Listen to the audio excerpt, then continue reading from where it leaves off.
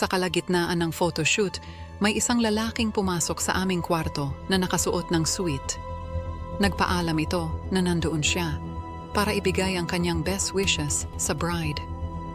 Hindi na masyadong nag-isip, pinapasok siya ng aking mga kamag-anak na nasa pintuan. Lumapit siya sa akin. Nang makalapit siya ay nakilala ko siya. Siya ang aking ex-boyfriend na si Agustin Garcia. Nang makalapit siya sa akin ay agad, may kinuha siya sa kanyang dalang briefcase. Isang .38 caliber revolver, itinutok niya sa akin at 3 beses niya akong pinaputukan. Sa harap ng lahat ng aking mga kamag-anak. Pagkatapos ko bumagsak sa lupa ay agad. Silang tumawag ng mga pulis at ambulansiya. Nagtamo ako ng 3 tama ng bala. Agad akong sinugod sa ospital.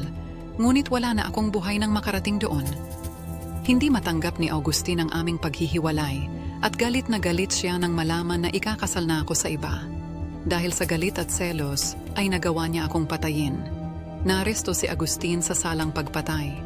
Nasentensiyahan siya ng habambuhay na pagkakakulong na may pinakamababang termino na 30 years bago ang parol sa taong 2029. Hindi matanggap ng mga taong nagmamahal sa akin ang aking kamatayan. Ang aking pamilya ay nagbuo ng isang organisasyon na naglalayon na suportahan ang mga kababaihan na biktima ng domestic violence. Taon-taon ay nagsasagawa sila ng isang memorial walk upang gunitain ang aking pagkamatay at ng iba pang naging biktima ng ganitong kaharasan. Nagustuhan mo ba ang aking kwento?